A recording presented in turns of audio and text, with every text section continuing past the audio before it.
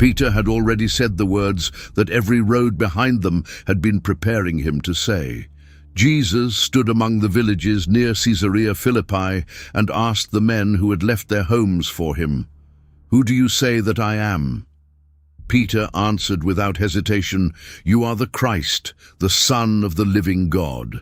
Then the same Jesus spoke of rejection, death, and resurrection. Peter could receive the title. He could not yet receive the road. 6 days later, that road rose toward a mountain. Peter, James, and John followed the familiar teacher they had watched eat, sleep, pray, heal, and walk through dust with tired feet. Before they came down again, they would see his face blaze with a splendor no earthly labor could make. They would hear a voice from a cloud name him. And when fear finally allowed them to lift their eyes, Moses was gone, Elijah was gone, and Jesus stood alone. The mountain did not erase the cross Jesus had announced. It showed who would bear it. The question is not merely what flashed before 3 frightened men on a high slope. It is what Peter, James, and John were permitted to see when the glory of the sun broke through the ordinary sight by which they had known him. Caesarea Philippi lay far north of Jerusalem, near springs and rock formations that made the region famous. Jesus had brought his disciples into a place crowded with names, shrines, and rulers. There he asked what the crowds were saying. Some called him John the Baptist returned, others named Elijah, others reached for Jeremiah or one of the prophets. Every answer gave him honor, yet every answer stopped short of his true identity. Then he made the question personal. The crowd could remain uncertain. The 12 had lived too near him to hide behind public opinion. Peter answered for them, "You are the Christ, the Son of the living God." Matthew preserves the sentence in chapter 16, verse 16. It was a confession larger than political expectation.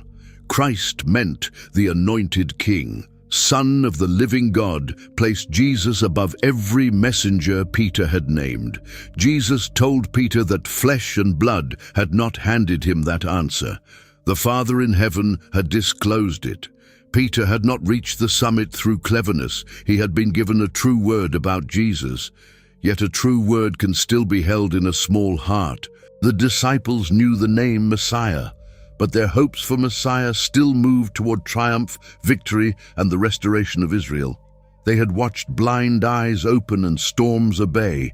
They had seen crowds fed in desolate places. The title on Peter's lips seemed to gather those signs into one answer. But the title did not tell them, at least not yet, what the Anointed One had come to do. Jesus immediately began to teach them that he must go to Jerusalem, suffer many things, be rejected by the elders, chief priests and scribes, be killed, and on the 3rd day be raised. The setting makes the question sharper. Caesarea Philippi was associated with the rule of Caesar. Its very name carried an imperial claim. The disciples were not being asked to choose a more impressive teacher among familiar religious voices. Jesus asked them who the Son of Man was, then asked who they themselves said he was. Peter's answer named a king in a world already full of kings who demanded allegiance. The crowd's answers show both recognition and distance. John the Baptist had spoken with prophetic urgency and had been killed by Herod. Elijah belonged to Israel's hope of a prophet, whose return would signal God's decisive action. Jeremiah and the prophets carried the memory of men who spoke God's word against a nation that often refused it. To place Jesus in any of those categories was to admit that God was doing something extraordinary. It was still to speak of him as one servant within the old story. Jesus did not correct Peter by offering a different title. He affirmed that this knowledge had come from the Father. Yet Matthew's account also moves from the confession to Jesus' words about building his church, and to a warning that the disciples should tell no one that he was the Christ. Even the right confession could be announced in a way that filled the title with the wrong expectations. The identity was true. Its meaning had to be learned from Jesus himself.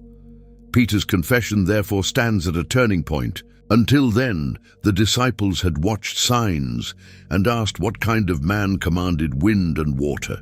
From this point, Jesus begins to speak plainly about the destination of his mission. The answer at Caesarea Philippi is not the end of their learning. It is the point at which they can no longer avoid the question of what kind of Messiah he intends to be. Peter drew him aside. The disciple who had confessed the Son of the living God could not bear the next sentence from that Son. His rebuke came from affection, fear, and a picture of glory that had no room for suffering. A Messiah who died looked to Peter like a promise collapsing in public. Jesus answered with severity because the temptation was severe. The path Peter urged would have turned the king away from the work for which he had come. Jesus did not soften the road for the rest of them. He spoke of denying oneself, taking up the cross, and following him. In Roman territory, a cross was not a decorative religious object. It was an instrument of execution, a public sign that the condemned person had lost control of his own future. Jesus was teaching discipleship before his own crucifixion made the image unbearable. Life would be found by losing it for his sake. That word reaches beyond Peter's first resistance. A person can praise Jesus while resisting the words that expose pride, sin, control, and self-protection. Peter wanted the glory of the Christ with none of the surrender the Christ required. The mountain would soon show him glory beyond imagination. It would also keep pointing back toward the surrender he had tried to prevent. Jesus added a saying that stayed with the disciples. Some standing there would not taste death before they saw the Son of Man coming in his kingdom. Matthew places it at the end of this exchange.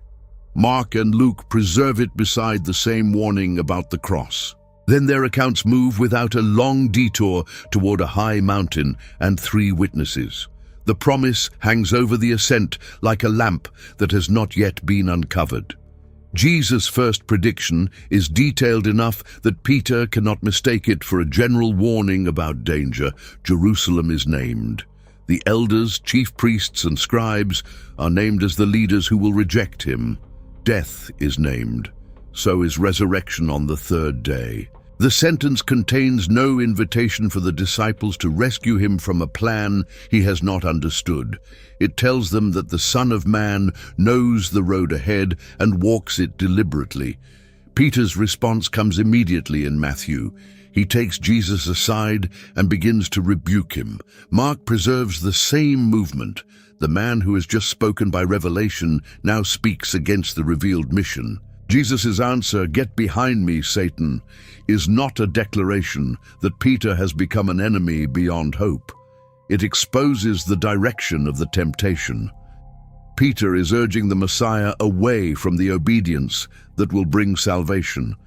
Then Jesus turns from Peter to all the disciples. The cross he tells them to take up was a Roman instrument of public execution. It was not a private inconvenience, and it offered no path back to self-preservation. His words do not mean that every hardship is automatically a cross.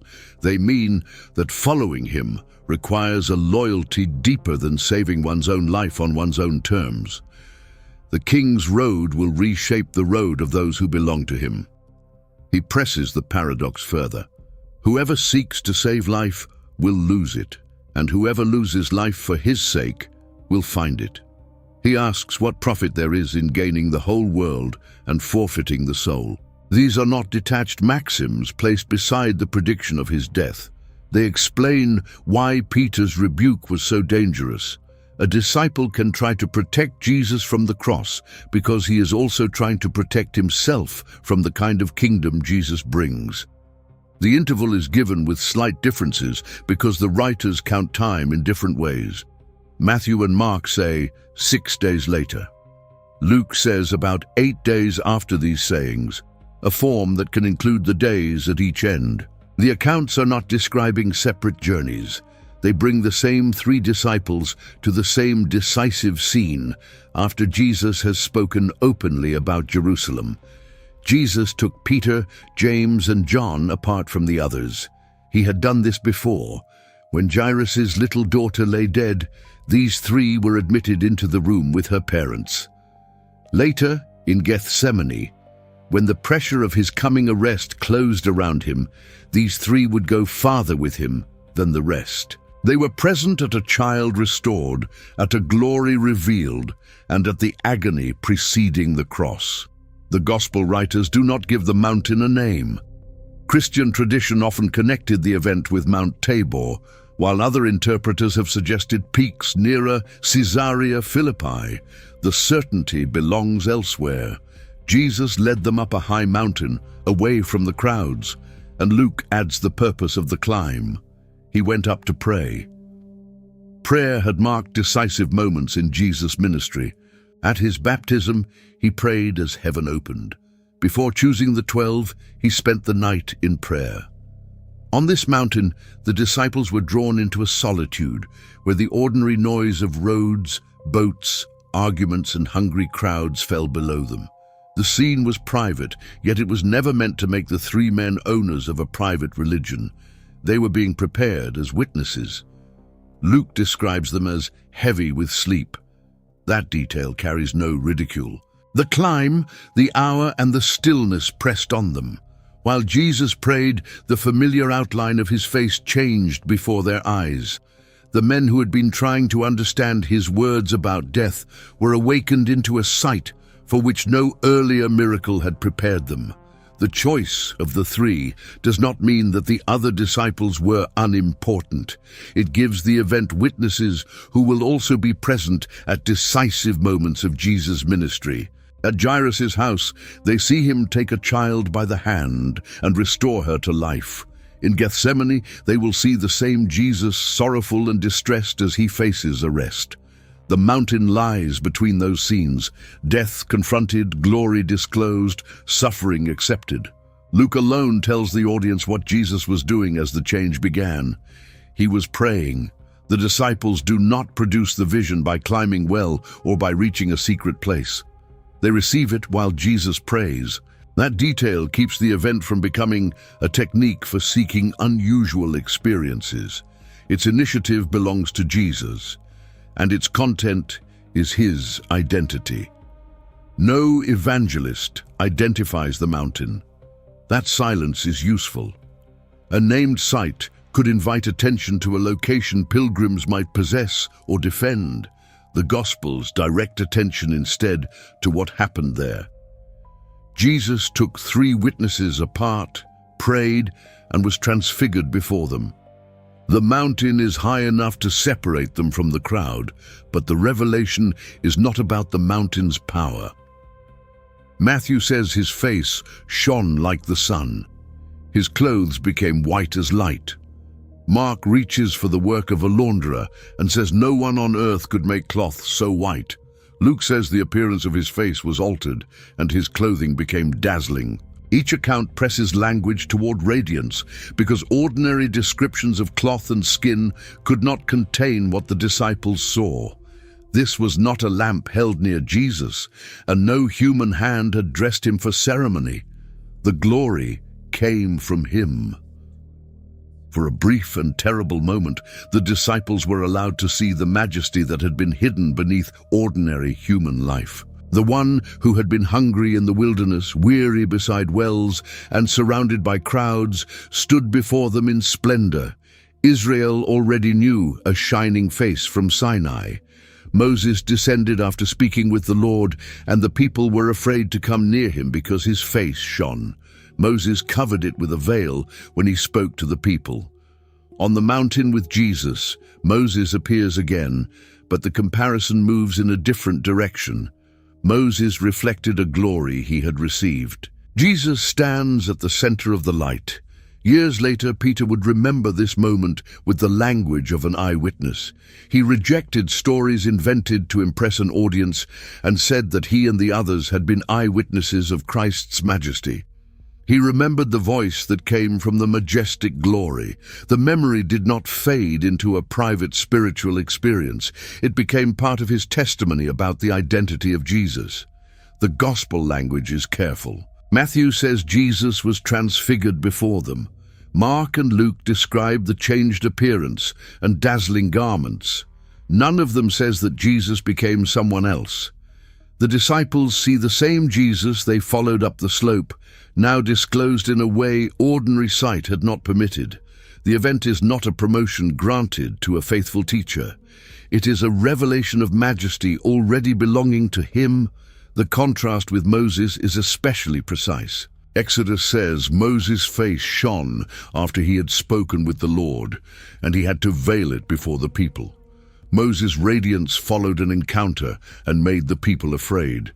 At the Transfiguration, Moses appears as one of the figures beside Jesus, while Jesus' face shines like the sun.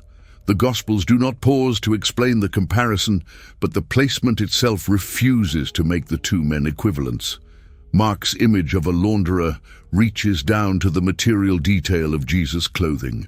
Even the best work available on earth cannot account for its whiteness. The point is not fashion or a theatrical costume.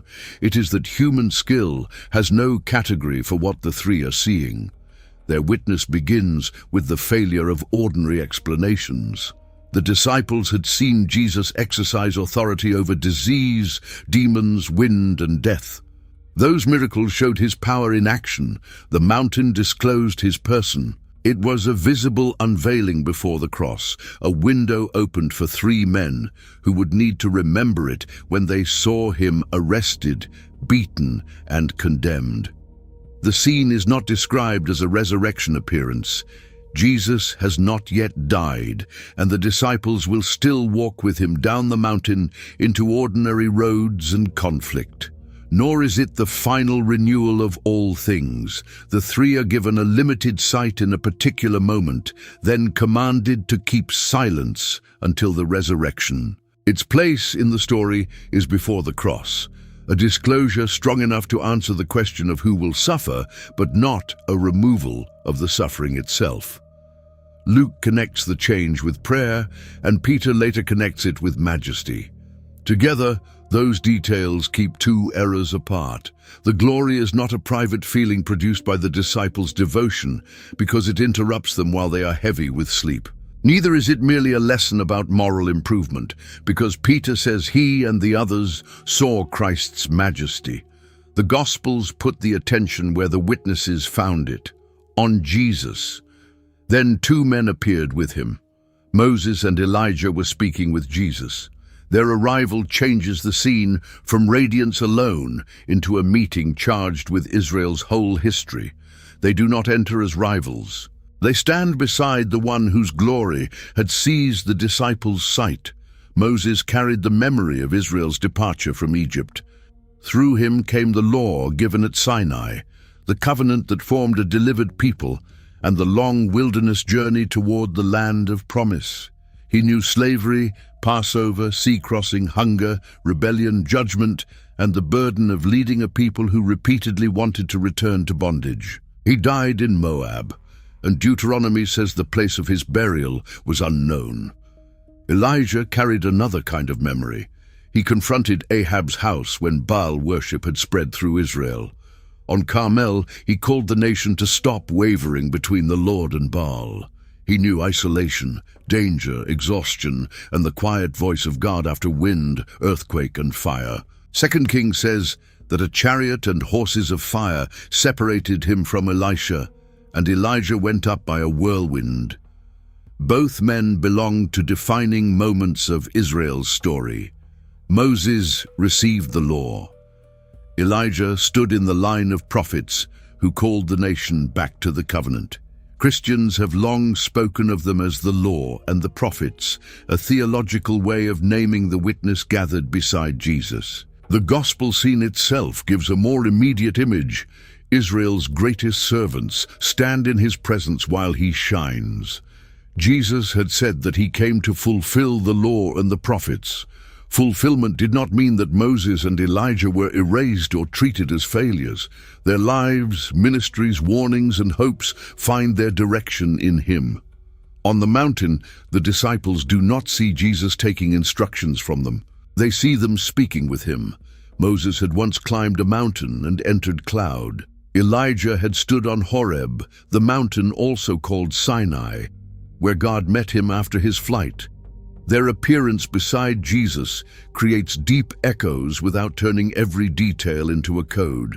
The bright cloud that soon arrives recalls the cloud that covered Sinai and filled the tabernacle. The scene gathers Israel's memories, yet every element keeps drawing the disciples' attention toward Jesus. Moses' death and Elijah's departure also make their presence striking without requiring speculation about how the disciples recognize them. Deuteronomy records Moses dying in the land of Moab and says no one knew his burial place. 2 Kings records Elijah being taken in a whirlwind as Elisha watched. The Gospels simply say that Moses and Elijah appeared and spoke with Jesus. They do not explain the mechanics of the appearance, and the scene does not depend on an answer the texts do not supply. Their histories bring different parts of Israel's life into view. Moses stood before Pharaoh, led Israel through the sea, received commandments, interceded after rebellion, and watched a covenant people struggle to trust the God who had freed them. Elijah stood before kings who promoted Baal worship, called Israel to choose whom it would serve, and heard God's word in a time of national collapse. One is bound to Israel's founding deliverance, the other to its prophetic summons back to faithfulness. Jesus' statement that he came not to abolish the law or the prophets, but to fulfill them, supplies a connection the mountain enacts. The scene does not give Moses and Elijah speeches about every promise they represent. It shows them in conversation with Jesus, while the Father will soon tell the disciples to hear him. The older witnesses are not discarded. Their witness reaches its intended center. Luke gives the subject of their conversation. They spoke of his departure, which he was about to accomplish at Jerusalem. The Greek word is exodos. It reaches back to the deliverance Moses led out of Egypt, but Luke applies it to Jesus' coming work. The glory on the mountain is speaking about a road that ends in Jerusalem. That word carries the weight of the first Exodus. Israel had lived under Pharaoh's power, making bricks for a kingdom that treated their lives as expendable. On the night of Passover, households marked their doors with the blood of a lamb. Judgment passed through Egypt, and a people who had been unable to free themselves left in haste. The sea opened before them, slavery lay behind them, and a wilderness lay ahead. Jesus' exodus would not be a reenactment of Moses' journey. It would be his own work, accomplished in Jerusalem through death, resurrection, and ascension. He had already told the disciples that suffering awaited him there. Moses and Elijah do not pull him away from that fate.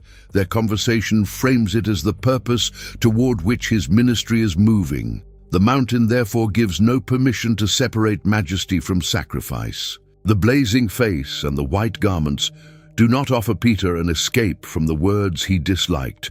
They deepen those words. The Son who bears glory beyond human making is the Son who chooses the path to Jerusalem. His death will not be an accident that interrupts a royal plan. It belongs within the work he came to accomplish. Peter, James, and John had heard Jesus predict death before the mountain. Their fear had made the prediction hard to receive. On the mountain, they were given another witness. Moses and Elijah spoke with him about the very departure that troubled them. Heaven did not treat the cross as an embarrassment to hide from the disciples. It stood within the conversation of glory. For those who want a Jesus who confirms every ambition, this scene remains demanding. He does not reveal his greatness in order to make surrender unnecessary. He reveals it so that surrender can rest on the truth of who he is. The road of discipleship is costly because the one who calls people onto it is the beloved Son, not a teacher offering advice among many others. Peter woke fully enough to see the three figures. The sight overwhelmed his categories. He spoke to Jesus. "Lord, it is good for us to be here." He proposed 3 tents, one for Jesus, one for Moses, and one for Elijah. The gospel accounts let the urgency of the moment stand. Peter wanted to hold the scene in place, to give form to an encounter that had arrived without warning. The tents Peter proposed recall the shelters Israel used during its wilderness journey, though the Gospels do not explain his words through that festival. His instinct was simpler and more revealing. He wanted to preserve the moment before it passed. The glory had arrived on a mountain where he could see it, and he reached for a way to keep it there. Jerusalem, suffering, and death felt distant, while Moses, Elijah, and Jesus stood before him. Peter's proposal also placed the 3 figures in one visible arrangement. He gave a tent to each. His words did not deny Jesus, yet they showed how incomplete his understanding remained. Peter had confessed the Christ, and he had seen the Christ shine. Still, he was thinking of a scene that could be contained, organized, and held at a safe distance from the suffering Jesus had announced. Luke says, Peter did not know what he was saying. The phrase does not make him foolish. It shows a disciple speaking under a weight too great for quick interpretation. He had never seen Moses. He had never seen Elijah. He had never stood in a cloud of divine presence. His attempt to act was the response of a man whose world had suddenly become larger than the ideas by which he had entered the mountain. The Transfiguration never presents Peter as a detached observer collecting spiritual impressions. His words, his fear, and his later memory make him part of the event. The mountain exposes both the truth he had received and the limits of the way he held it. He knew Jesus was the Christ. He still had to learn that the Christ could not be understood by removing Jerusalem from the story. Moses had known a people who wanted visible signs and then complained when obedience became costly. Elijah had known a nation that could witness fire on Carmel and still require a decision about whom it would serve. Peter stands before both men with the same human impulse. Glory is welcome when it can be kept without surrender. The Father's voice will answer that impulse with a command rather than an explanation. The mystery of their conversation has reached Jerusalem before the disciples have descended the mountain. If this account makes room for deeper investigation, Patreon offers exclusive content and deeper investigations, and Buy Me a Coffee helps sustain that work. Both links are quietly available in the pinned comment or description. The next moment answers Peter's 3 shelters with a voice that places every witness in order, and the cloud begins to cover them. There is another detail in Luke that slows the scene.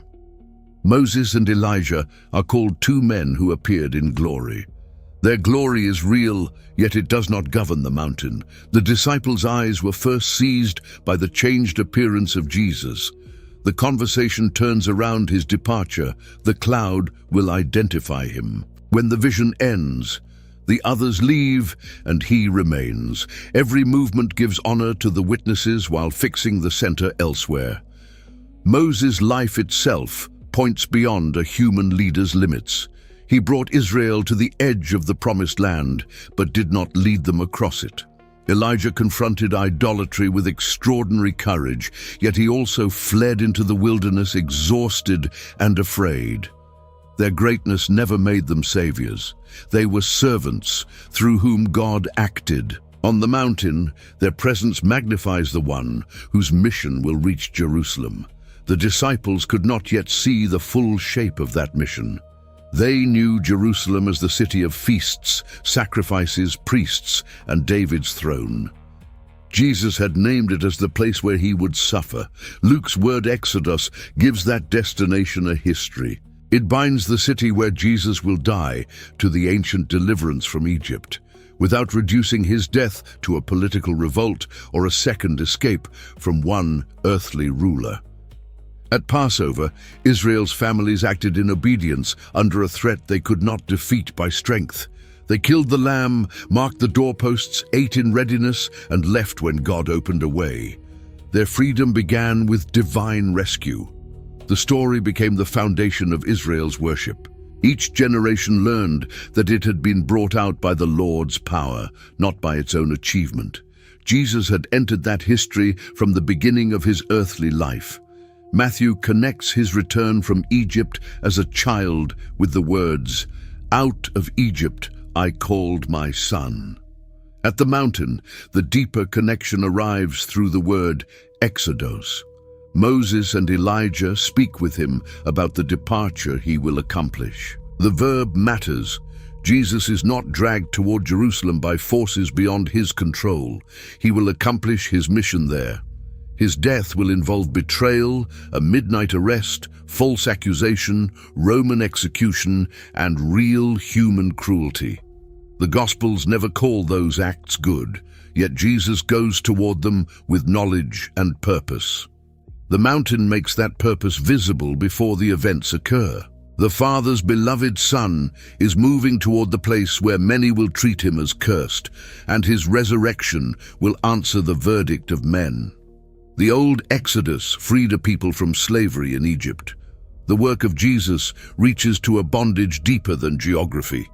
Sin deforms the will, turns people against God and one another, and leaves even outwardly successful lives unable to create peace with God. The New Testament speaks of Jesus giving himself for sins and of his blood, establishing a new covenant. The mountain points ahead to that saving work without allowing it to become abstract. This is why the disciples' earlier resistance matters. Peter had heard a prediction of death and treated it as a disaster to prevent.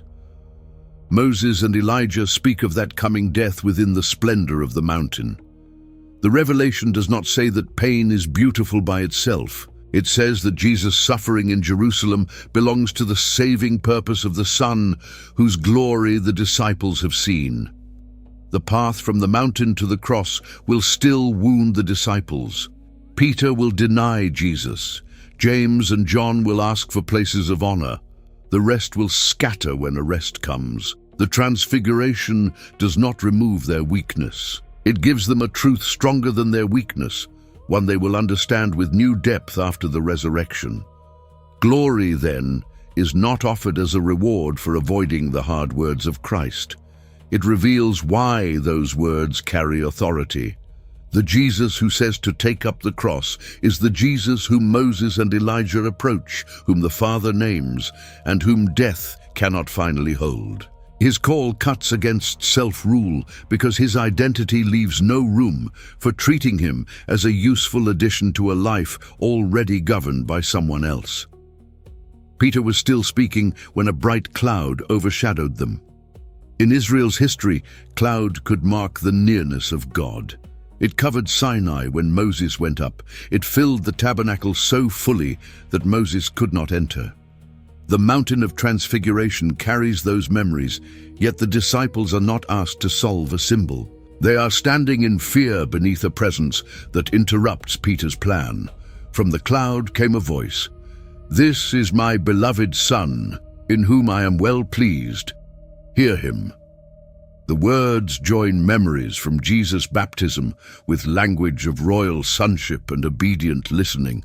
At the Jordan, the Father had spoken over Jesus as he began his public ministry. On the mountain, before 3 chosen witnesses and beside Moses and Elijah, the Father identifies him again.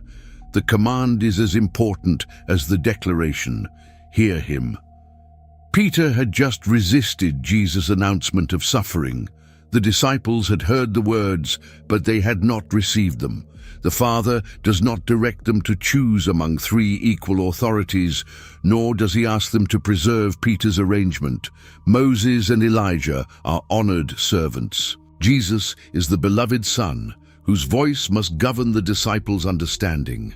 Luke preserves the declaration with a slightly different phrase. "This is my Son, my chosen one. Listen to him." The command also recalls Moses' words to Israel that the Lord would raise up a prophet from among them and that they must listen to him. The Gospels do not pause to explain that echo, but beside Moses, it gives the command a sharper force. The disciples must listen not only to a prophet who speaks for God, but to the Son whom the Father himself identifies. The disciples fell face down and were greatly afraid.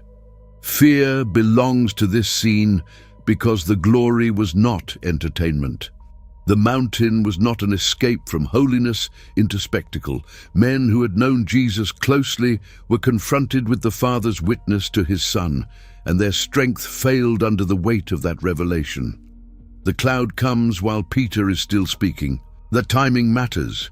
He has proposed a structure for the moment, but the Father supplies its meaning before Peter can complete his plan. In Exodus, cloud covered the mountain when Moses went up, and later filled the tabernacle when God's glory came to dwell among Israel. Those earlier scenes make the echo intelligible. They do not mean that every cloud in Scripture functions in exactly the same way. Here the bright cloud marks a divine interruption, and the voice names Jesus. The declaration also reaches back to the beginning of Jesus' public ministry. At his baptism, the heavens opened, and the Father declared his pleasure in the Son. There, Jesus stood at the threshold of a ministry that would lead through preaching, healing, rejection, and conflict. Here, after he has announced suffering at Jerusalem, the same relationship is publicly affirmed before the three disciples. The cross is not evidence that the Son has lost the Father's pleasure. Hear him gives the disciples an immediate task. They do not need to solve every question raised by Moses, Elijah, the cloud, or the shining garments before they obey. They have already heard Jesus speak about his suffering, resurrection, and the cost of following him. The command sends them back to those words. The voice does not replace Jesus' teaching with a new secret. It establishes the authority of the teaching they had resisted. Jesus came to them and touched them.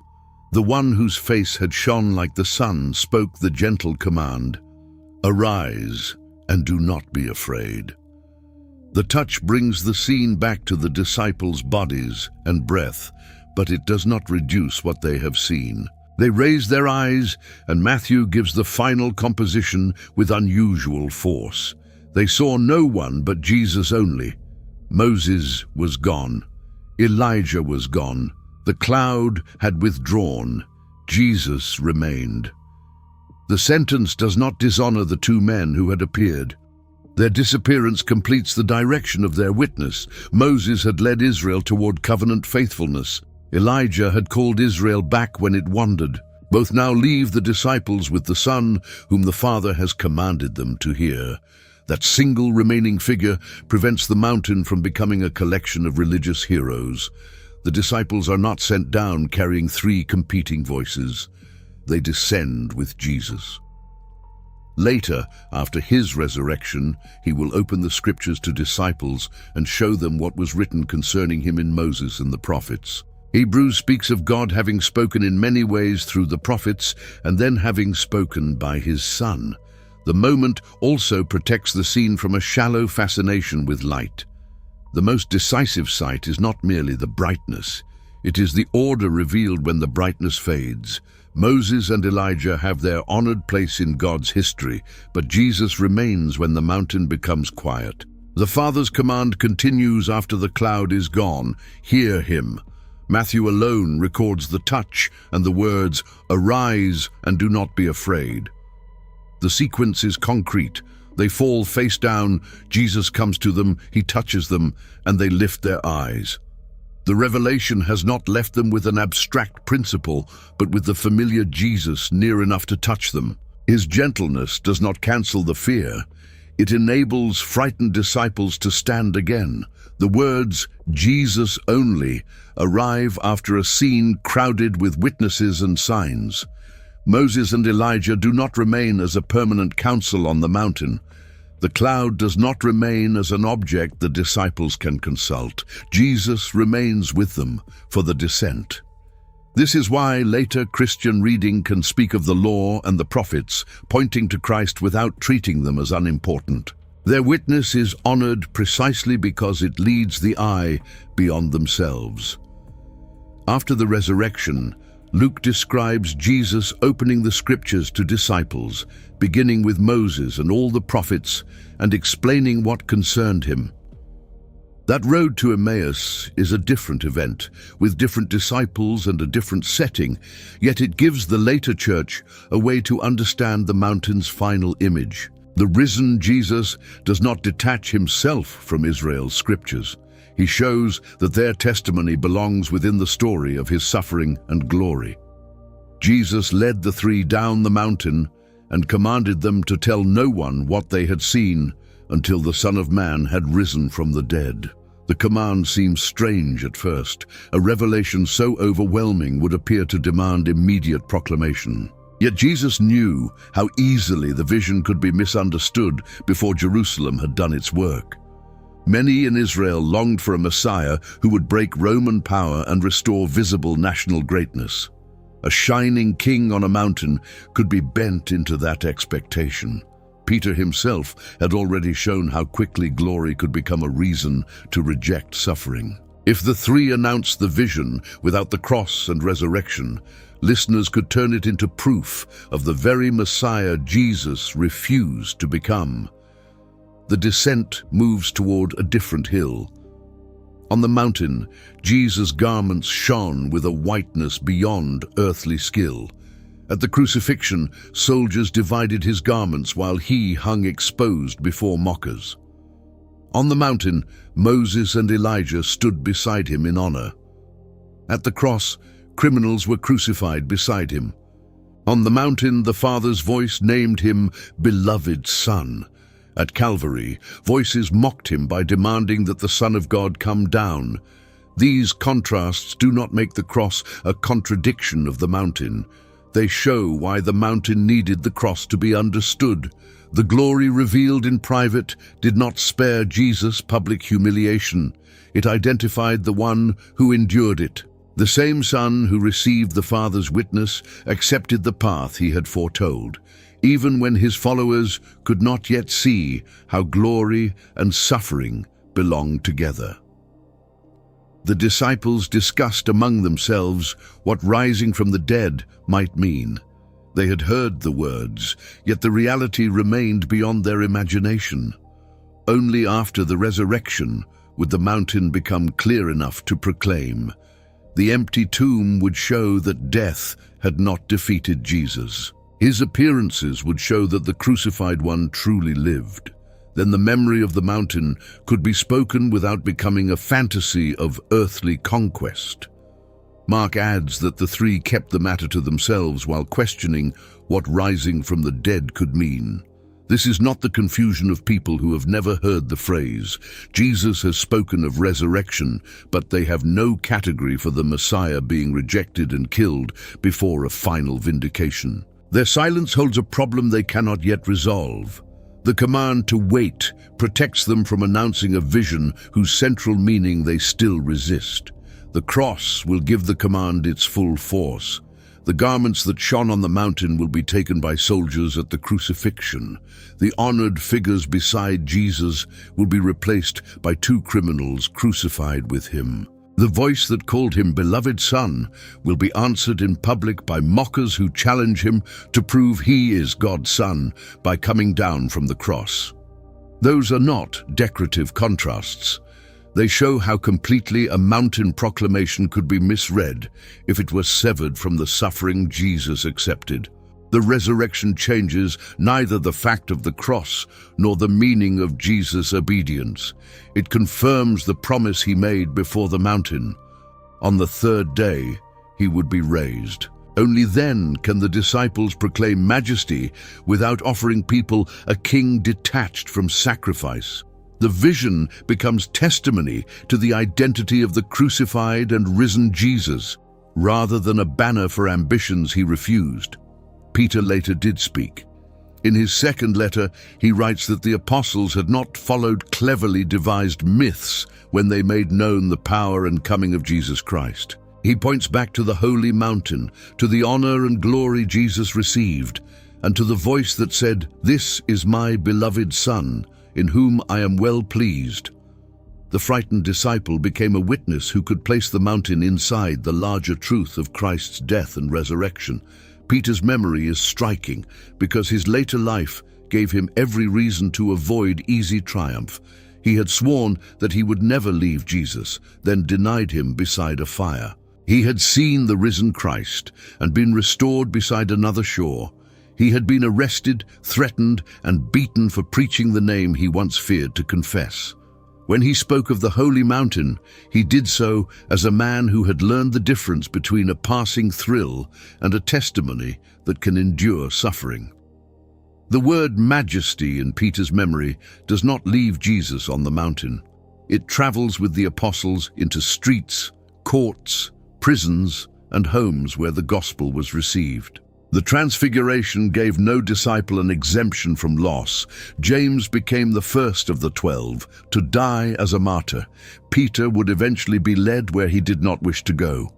John outlived the others through years in which the church needed witnesses who had seen the beginning.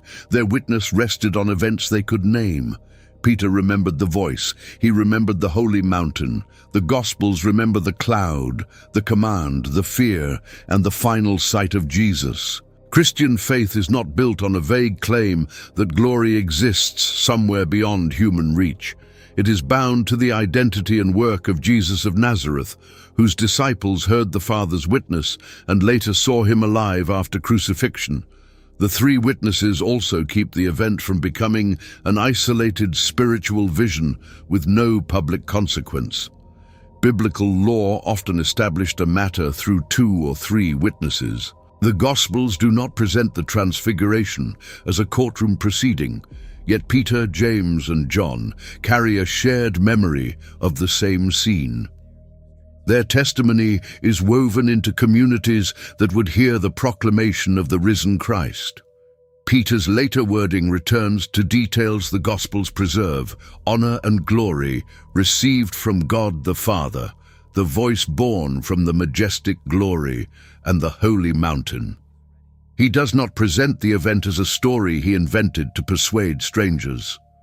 He sets it beside the prophetic word and insists that the apostolic message is not built from cleverly devised myths. The fisherman who wanted to prevent Jesus' death eventually speaks of his majesty after seeing both the cross and the risen Lord. The promise before the ascent is best read with humility. Christians have often understood the Transfiguration as the sight granted to some standing there before death, a foretaste of the Son of Man's kingdom glory. The immediate sequence in Matthew, Mark, and Luke makes that reading natural, while the Gospels themselves do not turn the mountain into the kingdom's final public arrival. It is a preview, not the completion of every promise about the kingdom. When Jesus ordered silence until the resurrection, he was teaching them to wait for the meaning of what they had seen. They had to walk down the mountain, return to the other disciples, witness further healings and arguments, enter Jerusalem, and face the catastrophe of the cross. The vision would sit in their memories while events appeared to contradict it. The delay was not empty waiting, it was preparation for understanding. At the cross, no cloud sheltered the disciples, no voice from heaven silenced the mockers. The public scene looked like defeat to those who measured power by force and survival. Yet the mountain had shown that the condemned man was not merely another victim of Rome or of religious hostility. He was the beloved Son, moving through suffering with a purpose the disciples had only begun to see. The resurrection did not simply restore the disciples' courage, it reassembled the meaning of Jesus' words. He had said he would rise on the 3rd day. He had spoken of the Son of Man's glory.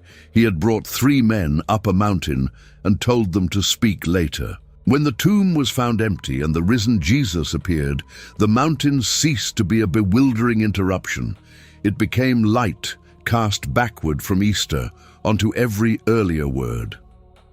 Luke describes the risen Jesus opening the scriptures to disciples, beginning with Moses and the prophets, and showing what concerned him. That later scene does not repeat the Transfiguration, but it confirms its direction. Moses and Elijah had stood beside Jesus. Their witness belonged to the story he fulfilled. The disciples were not asked to stop reading Israel's scriptures. They were taught to see their movement toward Christ. The mountain also guards against treating Jesus' kingship as an excuse for domination. He is revealed in royal majesty, but he walks toward Jerusalem to give his life. The Father's command to hear him includes every word the disciples wish to edit out. His authority does not depend on flattering human desire. It exposes desire and then calls people into the mercy purchased through his cross. For a world trained to trust what can be controlled, Peter's tenets remain recognizable. People try to manage God by keeping the parts of faith that feel bright, useful, and safe. They want inspiration without repentance, comfort without obedience, and a crown without the Christ who speaks of a cross. The mountain refuses that arrangement. The glory belongs to the Son who commands surrender. Hearing him can begin in the ordinary places where resistance has been hidden. A grudge preserved because forgiveness costs too much. A private sin defended because no one else sees it. A future held so tightly that obedience feels like loss. Jesus' words enter those places with the authority of the beloved Son. He does not speak as a distant moralist. He speaks as the Savior who went to Jerusalem for sinners. The command from the cloud therefore carries mercy within its severity. The Father does not send sinners to create their own rescue. He directs them to his Son. The same Jesus who tells disciples to deny themselves offers rest to the weary and receives those who come to him. His call to surrender is a call to leave the false masters that destroy life and to belong to the one who gave his life to save it. The Transfiguration has often been painted, sung, preached, and remembered because it condenses so much into one mountain scene. Prayer and glory, Israel's history and Jerusalem's future, fear and a healing touch, a voice from the cloud and a quiet descent. Yet the scene never permits its elements to scatter into separate spiritual symbols. They converge in Jesus, and they remain meaningful because he goes on to the cross and rises. That convergence explains the final image. Matthew could have ended by telling readers only that the vision ended. Instead, he lets the disciples look up and see no one but Jesus only. The line remains a summary of the whole mountain. Moses' law, Elijah's prophetic fire, the cloud of divine presence, and the disciples' fear have all brought the eye to the beloved Son. James carried the same memory into a life of leadership in Jerusalem until Herod Agrippa had him killed with the sword. John's later witness speaks of glory, life, witness, and the Word made flesh. The three men did not receive the vision as a private reward. It sustained witnesses who would face suffering because they had seen who Jesus is. The saying before the ascent now takes on its shape. Some standing with Jesus would see a foretaste of the Son of Man coming in his kingdom. Christian interpreters have understood the Transfiguration as that foretaste, a preview of royal majesty granted to three disciples before the kingdom is fully revealed. Peter's later testimony gives the scene its enduring gravity. He calls himself an eyewitness of Christ's majesty. They saw Jesus changed before them. They saw Moses and Elijah speaking with him. They saw a cloud cover the mountain. They heard the Father name him beloved Son and command them to hear him. And after terror, touch, and silence, they looked up and saw only Jesus. The answer to the mountain is not hidden in a secret location or in a detail reserved for specialists. Its center stands in full view. The familiar teacher walking the road carried a majesty Peter had not yet grasped. His glory did not make his warning about the cross less necessary. It made that warning more urgent. The beloved Son would go to Jerusalem. He would be rejected, killed, and raised. The mountain gave the disciples light for a darkness they had not yet entered. That is why the Father's command still confronts every listener. It is easy to welcome a glorious Christ who confirms strength, success, and the parts of life already under control. Hearing the beloved Son means receiving the words that call sin by its name, command surrender, and lead through a cross before they speak of kingdom. Peter had to learn that a Christ without that road was a Christ of his own invention. If the words from the cloud have met a place of resistance, name that place honestly before God. The Father did not send the disciples down the mountain carrying a technique for religious achievement. He sent them down with the command to hear Jesus. The one who remained on the mountain is the one who went to the cross and rose again for sinners. Write the phrase from the mountain that confronts you most in the comments, then let the answer become more than a thought. Jesus is not one honored voice among many. He is the beloved Son, the crucified and risen Savior. If you are ready to entrust your life to Him, say it plainly, Lord Jesus, I surrender to you. You are the only Savior of my life. The cloud passed. The witnesses departed. Jesus remained. Hear Him.